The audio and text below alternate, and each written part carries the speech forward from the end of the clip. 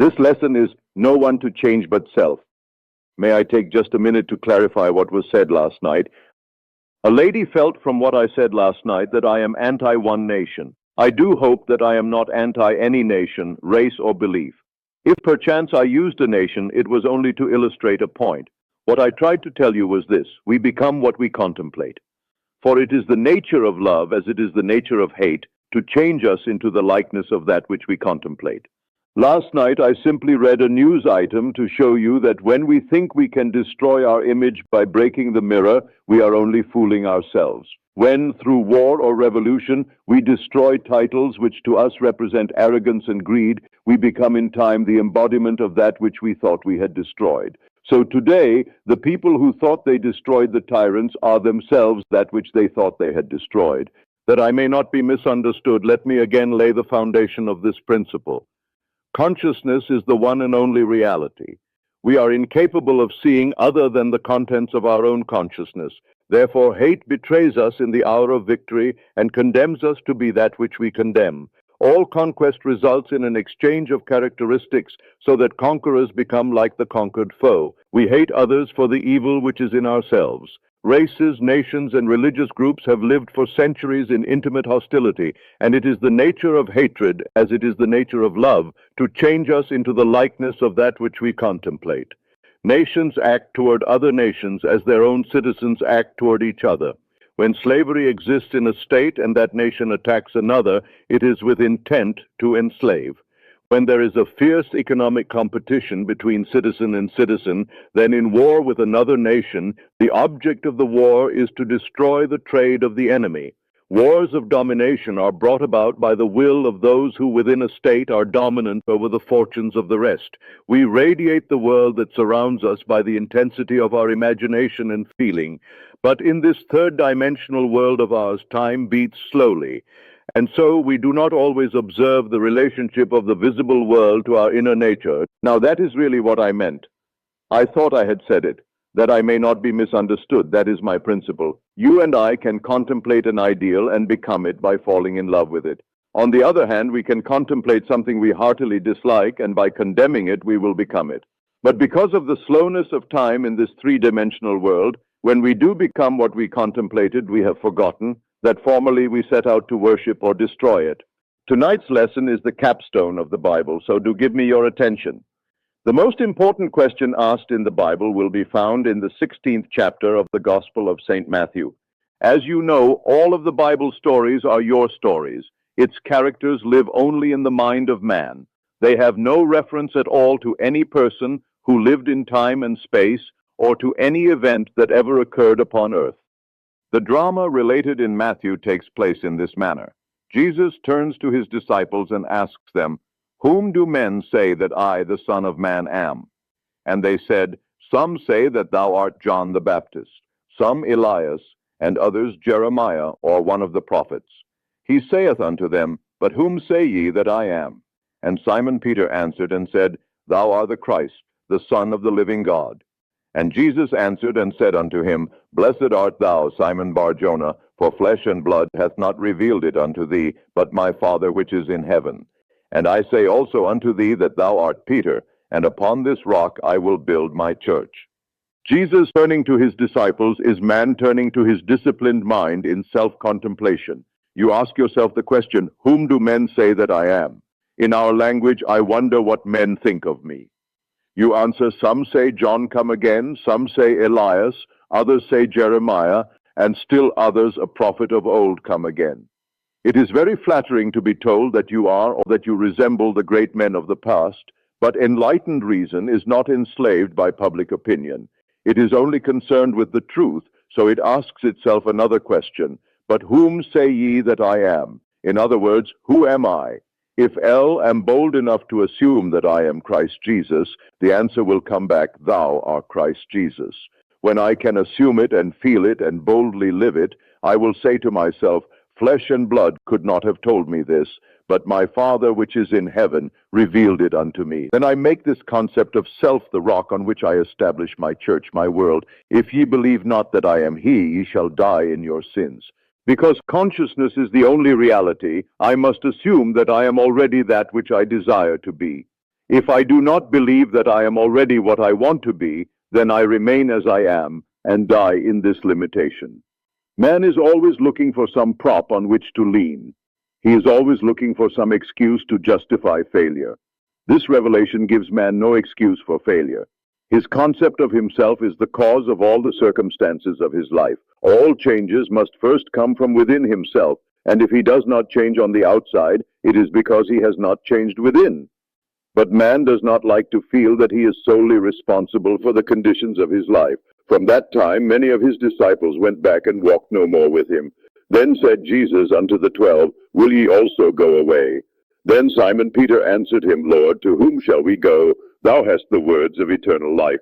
I may not like what I have just heard, that I must turn to my own consciousness as to the only reality, the only foundation on which all phenomena can be explained.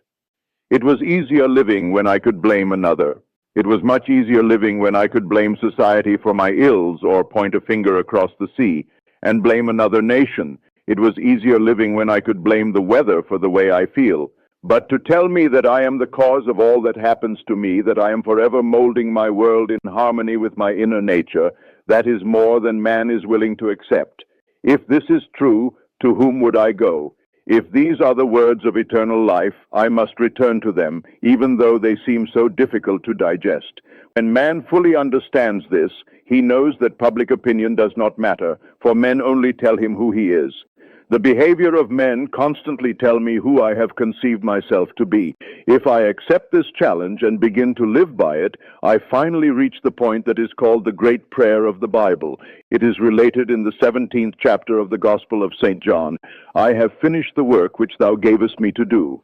And now, O Father, glorify thou me with thine own self, with the glory which I had with thee before the world was. While I was with them in the world, I kept them in thy name. Those that thou gavest me I have kept, and none of them is lost, but the son of perdition. It is impossible for anything to be lost. In this divine economy, nothing can be lost. It cannot even pass away. The little flower which has bloomed once blooms forever. It is invisible to you here with your limited focus, but it blooms forever in the larger dimension of your being, and tomorrow you will encounter it. All that thou gavest me I have kept in thy name, and none have I lost save the son of perdition. The son of perdition means simply the belief in loss. Son is a concept, an idea. Perdido is loss. I have only truly lost the concept of loss, for nothing can be lost. I can descend from the sphere where the thing itself now lives, and as I descend in consciousness to a lower level within myself, it passes from my world.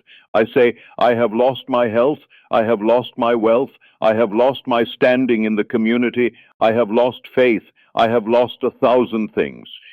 But the things in themselves, having once been real in my world, can never cease to be. They never become unreal with the passage of time. I, by my descent in consciousness to a lower level, cause these things to disappear from my sight, and I say, they have gone. They are finished as far as my world goes.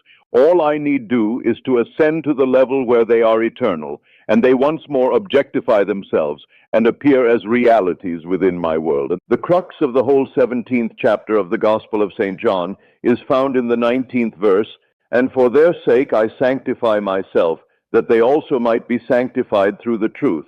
Heretofore I thought I could change others through effort. Now I know I cannot change another unless I first change myself.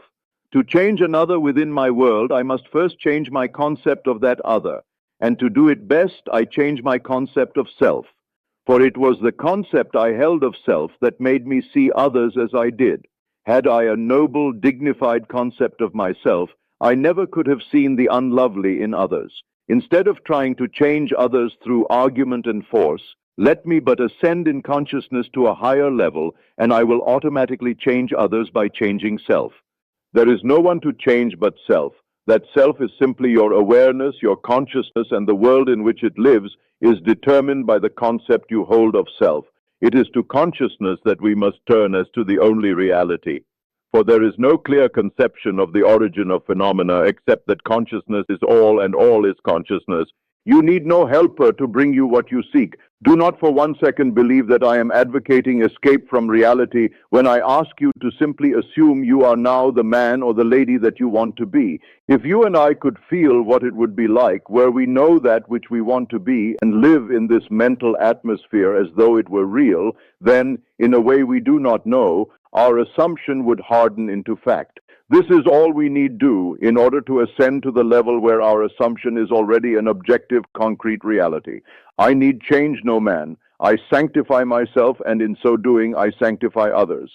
To the pure all things are pure. There is nothing unclean of itself, but to him that esteemeth anything to be unclean, to him it is unclean. There is nothing in itself unclean, but you, by your concept of self, see things either clean or unclean. Land, my Father, are one. If I do not the works of my Father, believe me not. But if I do, though ye believe not me, believe the works, that ye may know and believe that the Father is in me and I in him. He made himself one with God and thought it not strange or robbery to do the works of God. You always bear fruit in harmony with what you are. It is the most natural thing in the world for a pear tree to bear pears, an apple tree to bear apples, and for man to mold the circumstances of his life in harmony with his inner nature. Am the vine, ye are the branches. A branch has no life, save it be rooted in the vine. All I need do to change the fruit is to change the vine. You have no life in my world, save that I am conscious of you. You are rooted in me, and like fruit you bear witness of the vine that I am. There is no reality in the world other than your consciousness. Although you may now seem to be what you do not want to be, all you need do to change it, and to prove the change by circumstances in your world, is to quietly assume that you are that which you now want to be, and in a way you do not know you will become it. There is no other way to change this world. I am the way. My I amness, my consciousness is the way by which I change my world. As I change my concept of self, I change my world. When men and women help or hinder us, they only play the part that we, by our concept of self, wrote for them, and they play it automatically. They must play the parts they are playing because we are what we are. You will change the world only when you become the embodiment of that which you want the world to be. You have but one gift in this world that is truly yours to give, and that is yourself. Unless you yourself are that which you want the world to be, you will never see it in this world. Except ye believe not that I am he, ye shall die in your sins. Do you know that no two in this room live in the same world? We are going home to different worlds tonight. We close our doors on entirely different worlds. We rise tomorrow and go to work, where we meet each other and meet others, but we live in different mental worlds, different physical worlds. I can only give what I am. I have no other gift to give. If I want the world to be perfect, and who does not, I have failed only because I did not know that I could never see it perfect until I myself become perfect. If I am not perfect, I cannot see perfection. But the day that I become it, I beautify my world because I see it through my own eyes. Unto the pure all things are pure. No two here can tell me that you have heard the same message any one night. The one thing that you must do is hear what I say through that which you are. It must be filtered through your prejudices, your superstitions, and your concept of self. Whatever you are, it must come through that and be colored by what you are.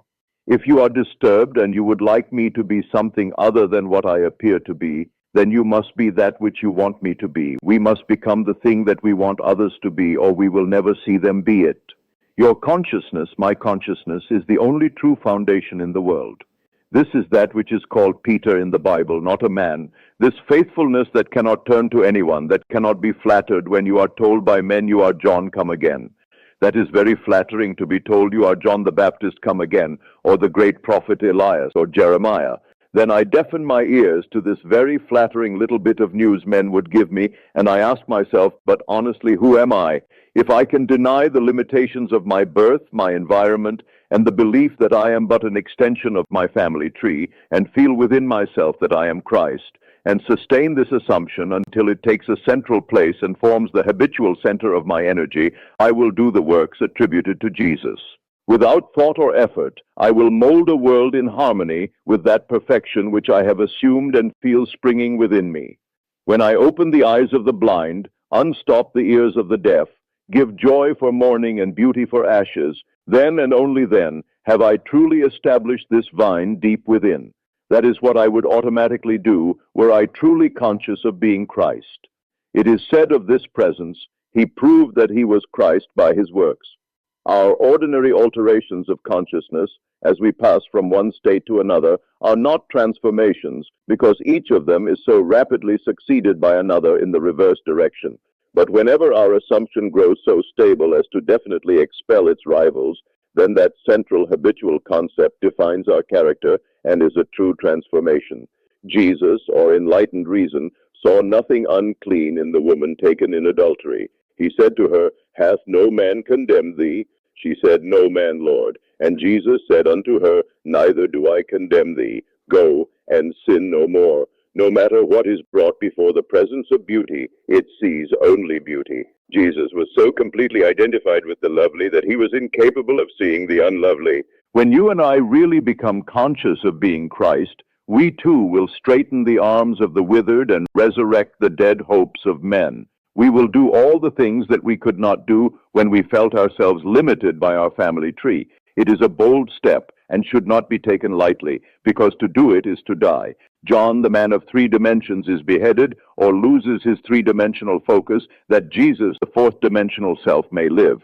Any enlargement of our concept of self involves a somewhat painful parting with strongly rooted hereditary conceptions. The ligaments are strong that hold us in the womb of conventional limitations. All that you formerly believed, you no longer believe. You know now that there is no power outside of your own consciousness.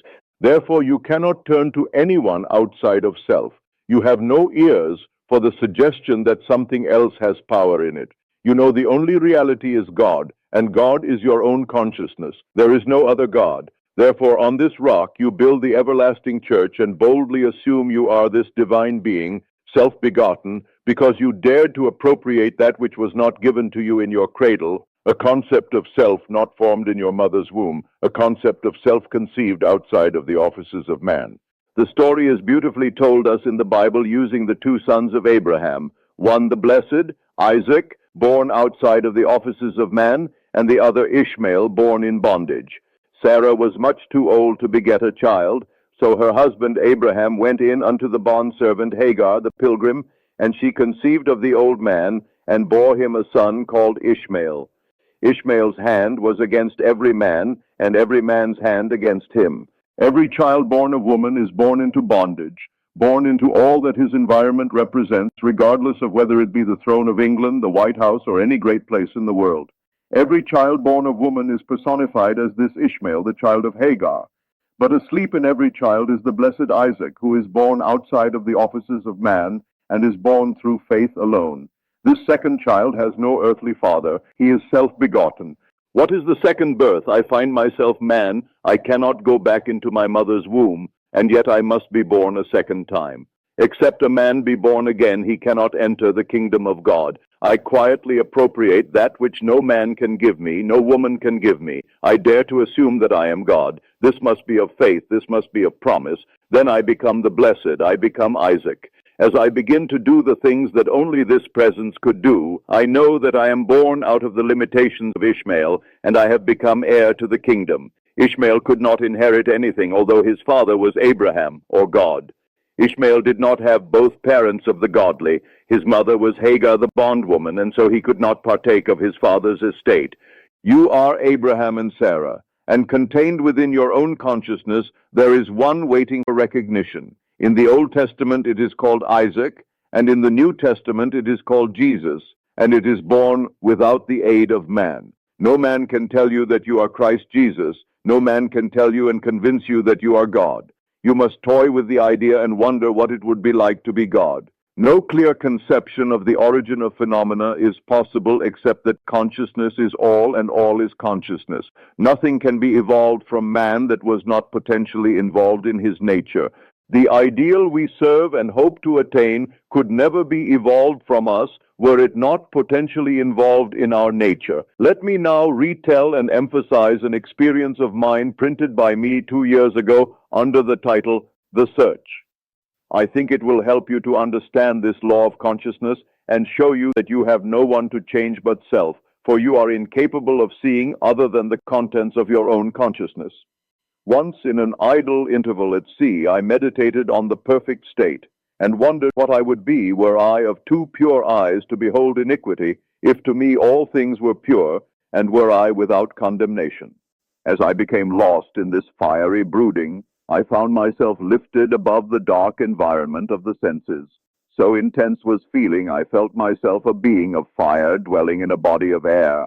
Voices, as from a heavenly chorus, with the exaltation of those who had been conquerors in a conflict with death, were singing, "He is risen, he is risen," and intuitively I knew they meant me.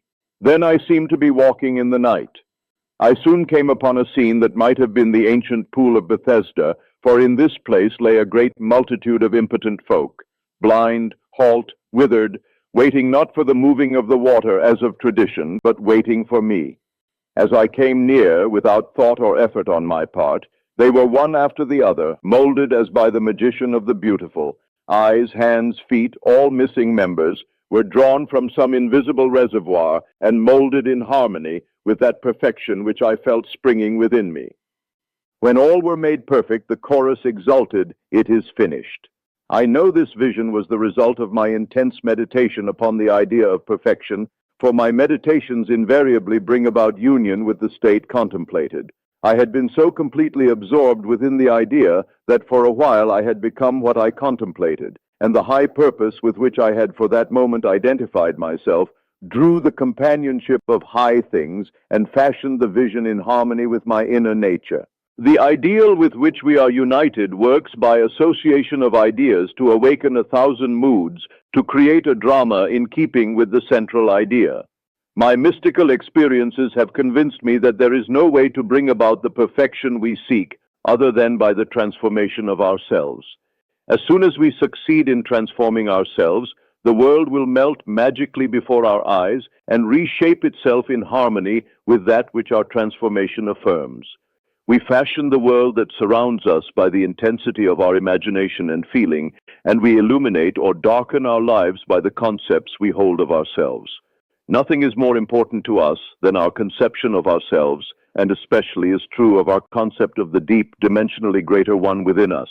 Those that help or hinder us, whether they know it or not, are the servants of that law which shapes outward circumstances in harmony with our inner nature.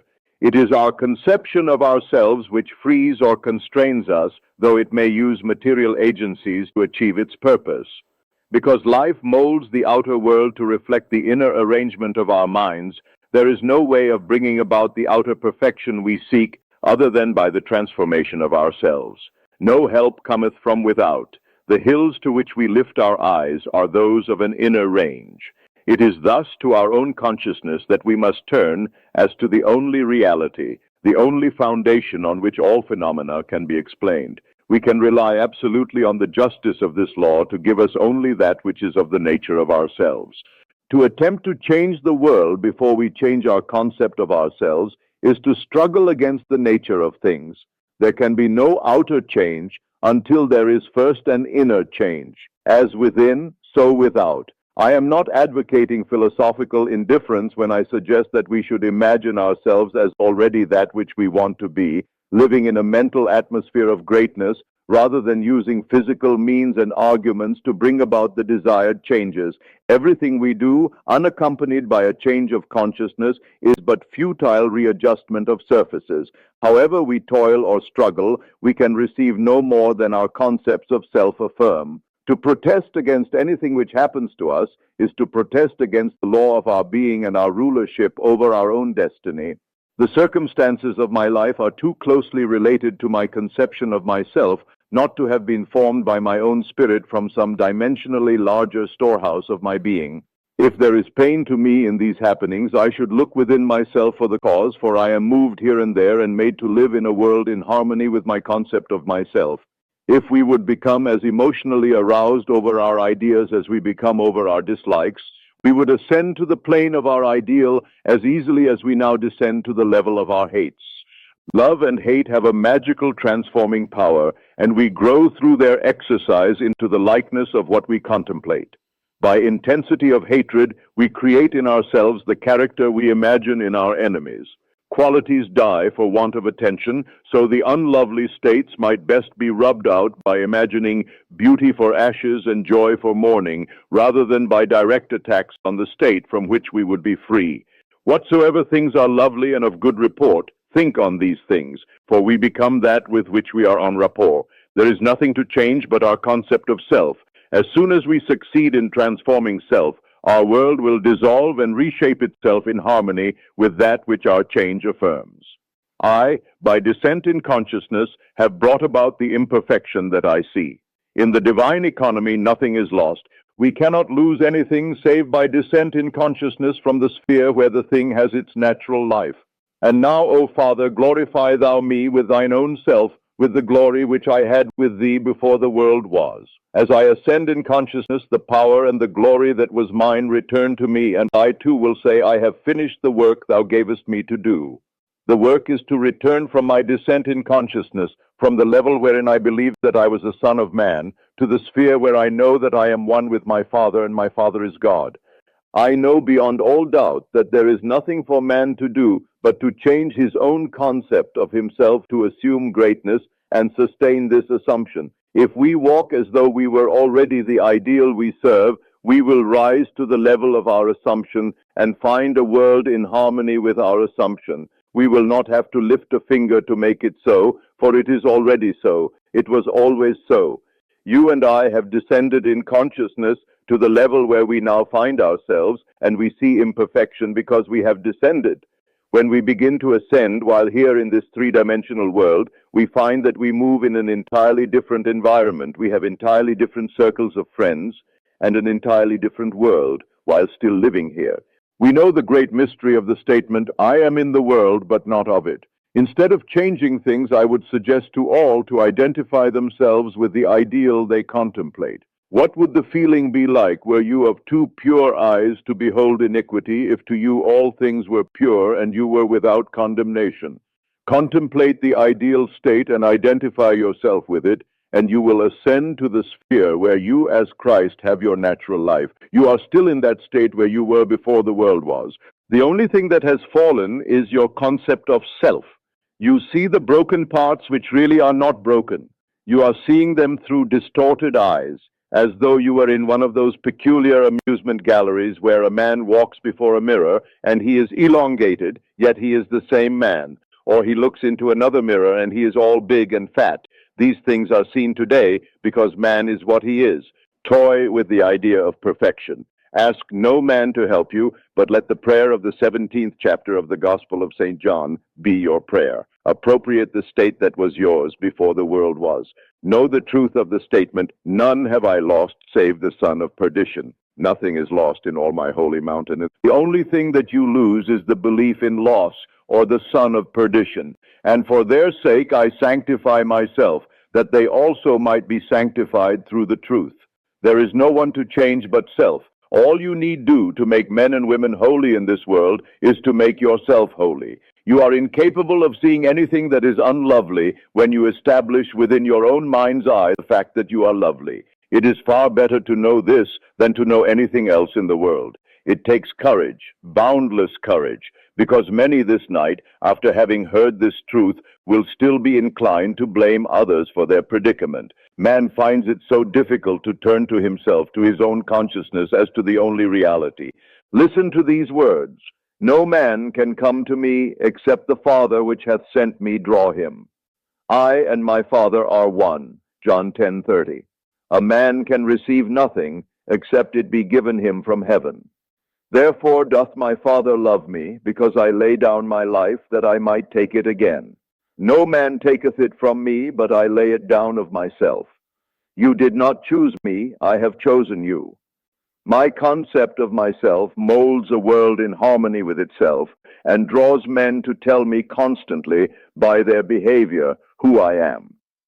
The most important thing in this world to you is your concept of self. When you dislike your environment, the circumstances of life, and the behavior of men, ask yourself, who am I? It is your answer to this question that is the cause of your dislikes. If you do not condemn self, There will be no man in your world to condemn you. If you are living in the consciousness of your ideal, you will see nothing to condemn. To the pure, all things are pure. Now, I would like to spend a little time making as clear as I can what I personally do when I pray, what I do when I want to bring about changes in my world. You will find it interesting, and you will find that it works. No one here can tell me they cannot do it. It is so very simple, all can do it. We are what we imagine we are. This technique is not difficult to follow, but you must want to do it. You cannot approach it with the attitude of mind, oh well, I'll try it.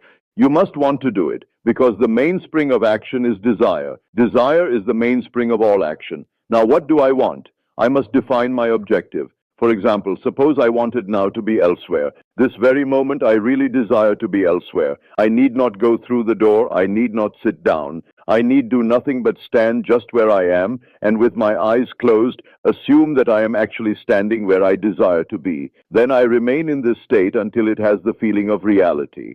Were I now elsewhere, I could not see the world as I now see it from here. The world changes in its relationship to me as I change my position in space.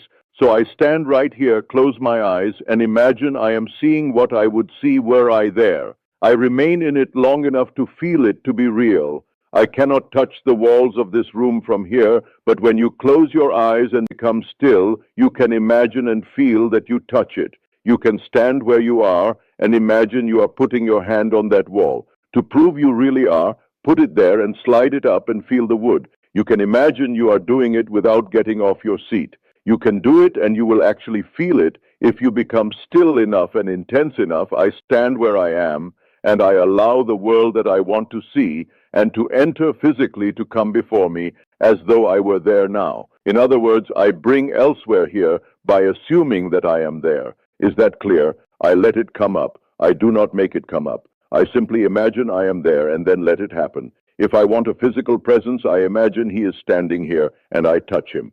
All through the Bible, I find these suggestions. He placed his hands upon them. He touched them. If you want to comfort someone, what is the automatic feeling? To put your hand on them, you cannot resist it. You meet a friend, and the hand goes out automatically. You either shake hands or put your hand on his shoulder.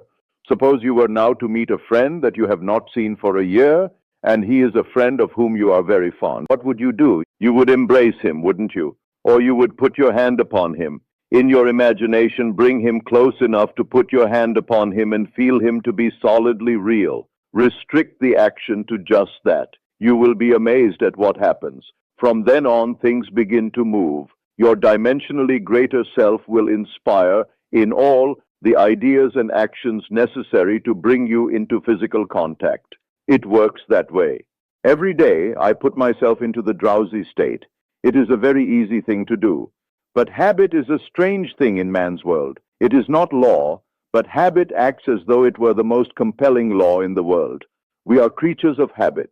If you create an interval every day into which you put yourself into the drowsy state, say at 3 o'clock in the afternoon, do you know at that moment every day you will feel drowsy? You try it for 1 week and see if I am not right. You sit down for the purpose of creating a state akin to sleep, as though you were sleepy, but do not push the drowsiness too far, just far enough to relax and leave you in control of the direction of your thoughts. You try it for 1 week, and every day at that hour, no matter what you are doing, you will hardly be able to keep your eyes open. If you know the hour when you will be free, you can create it. I would not suggest that you do it lightly, because you will feel very, very sleepy and you may not want to. I have another way of praying. In this case, I always sit down and I find the most comfortable armchair imaginable, or I lie flat on my back and relax completely. Make yourself comfortable. You must not be in any position where the body is distressed. Always put yourself into a position where you have the greatest ease. That is the first stage. To know what you want is the start of prayer. Secondly, you construct in your mind's eye one single little event which implies that you have realized your desire. I always let my mind roam on many things that could follow the answered prayer, and I single out one that is most likely to follow the fulfillment of my desire. One simple little thing like the shaking of a hand, embracing a person, the receiving of a letter, the writing of a check, or whatever would imply the fulfillment of your desire. After you have decided on the action which implies that your desire has been realized, then sit in your nice comfortable chair or lie flat on your back. Close your eyes for the simple reason it helps to induce this state that borders on sleep. The minute you feel this lovely drowsy state or the feeling of gathered togetherness, wherein you feel, I could move if I wanted to, but I do not want to. I could open my eyes if I wanted to, but I do not want to. When you get that feeling, you can be quite sure that you are in the perfect state to pray successfully.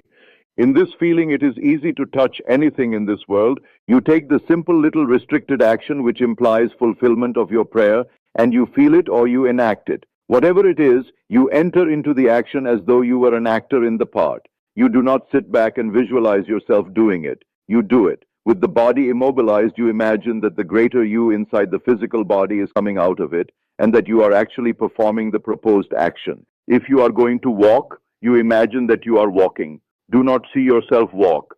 Feel that you are walking. If you are going to climb stairs, feel that you are climbing the stairs.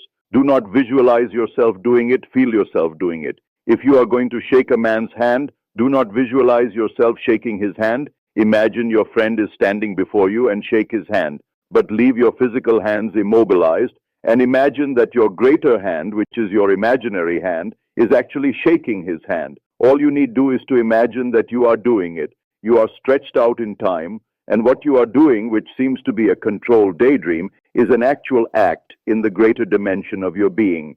You are actually encountering an event fourth dimensionally before you encounter it here in the 3 dimensions of space, and you do not have to raise a finger to bring that state to pass. My third way of praying is simply to feel thankful. If I want something either for myself or another, I immobilize the physical body, then I produce the state akin to sleep, and in that state just feel happy, feel thankful, which thankfulness implies realization of what I want. I assume the feeling of the wish fulfilled, and with my mind dominated by this single sensation, I go to sleep. I need do nothing to make it so, because it is so. My feeling of the wish fulfilled implies it is done. All these techniques you can use and change them to fit your temperament. But I must emphasize the necessity of inducing the drowsy state where you can become attentive without effort. A single sensation dominates the mind if you pray successfully. What would I feel like now were I what I want to be? When I know what the feeling would be like, I then close my eyes and lose myself in that single sensation, and my dimensionally greater self then builds a bridge of incident to lead me from this present moment to the fulfillment of my mood. That is all you need do. But people have a habit of slighting the importance of simple things. We are creatures of habit, and we are slowly learning to relinquish our previous concepts. But the things we formerly lived by still in some way influence our behavior. Here is a story from the Bible that illustrates my point. It is recorded that Jesus told his disciples to go to the crossroads, and there they would find a colt, a young colt, not yet ridden by a man. To bring the colt to him, and if any man ask, "Why do you take this colt?" say, "The Lord has need of it." They went to the crossroads and found the colt and did exactly as they were told. They brought the unbridled ass to Jesus, and he rode it triumphantly into Jerusalem. The story has nothing to do with a man riding on a little colt. You are Jesus of the story. The colt is the mood you are going to assume. That is the living animal not yet ridden by you. What would the feeling be like were you to realize your desire? A new feeling, like a young colt, is a very difficult thing to ride unless you ride him with a disciplined mind. If I do not remain faithful to the mood, the young colt throws me off. Every time you become conscious that you are not faithful to this mood, you have been thrown from the colt. Discipline your mind that you may remain faithful to a high mood and ride it triumphantly into Jerusalem, which is fulfillment, or the city of peace. This story precedes the feast of the Passover. If we would pass from our present state into that of our ideal, we must assume that we are already that which we desire to be and remain faithful to our assumption, for we must keep a high mood if we would walk with the highest. A fixed attitude of mind, a feeling that it is done, will make it so. If I walk as though it were, but every once in a while I look to see if it really is, then I fall off my mood or colt. If I would suspend judgment like Peter, I could walk on the water. Peter starts walking on the water, and then he begins to look unto his own understanding, and he begins to go down. The voice said, "Look up, Peter." Peter looks up and he rises again and continues walking on the water. Instead of looking down to see if this thing is really going to harden into fact, you simply know that it is already so. Sustain that mood, and you will ride the unbridled colt into the city of Jerusalem. All of us must learn to ride the animal straight into Jerusalem unassisted by a man. You do not need another to help you. The strange thing is that as we keep the high mood and do not fall, others cushion the blows. They spread the palm leaves before me to cushion my journey. I do not have to be concerned. The shocks will be softened as I move into the fulfillment of my desire. My high mood awakens in others the ideas and actions which tend towards the embodiment of my mood. If you walk faithful to a high mood, there will be no opposition and no competition. The test of a teacher or a teaching is to be found in the faithfulness of the taught. I am leaving here on Sunday night. Do remain faithful to this instruction. If you look for causes outside the consciousness of man, then I have not convinced you of the reality of consciousness. If you look for excuses for failure, you will always find them, for you find what you seek. If you seek an excuse for failure, you will find it in the stars, in the numbers, in the teacup, or most any place. The excuse will not be there, but you will find it to justify your failure. Successful business and professional men and women know that this law works. You will not find it in gossip groups, but you will find it in courageous hearts. Man's eternal journey is for one purpose, to reveal the Father. He comes to make visible his Father, and his Father is made visible in all the lovely things of this world. All the things that are lovely, that are of good report, ride these things and have no time for the unlovely in this world, regardless of what it is. Remain faithful to the knowledge that your consciousness, your I-amness, your awareness of being aware of the only reality, it is the rock on which all phenomena can be explained. There is no explanation outside of that. I know of no clear conception of the origin of phenomena, save that consciousness is all and all is consciousness. That which you seek is already housed within you. Were it not now within you, eternity could not evolve it. No time stretch would be long enough to evolve what is not potentially involved in you. You simply let it into being by assuming that it is already visible in your world and remaining faithful to your assumption. It will harden into fact. Your Father has unnumbered ways of revealing your assumption. Fix this in your mind and always remember, an assumption, though false, if sustained, will harden into fact. You and your Father are one, and your Father is everything that was, is, and will be. Therefore, that which you seek you already are. It can never be so far off as even to be near, for nearness implies separation. The great Pascal said, "You never would have sought me had you not already found me."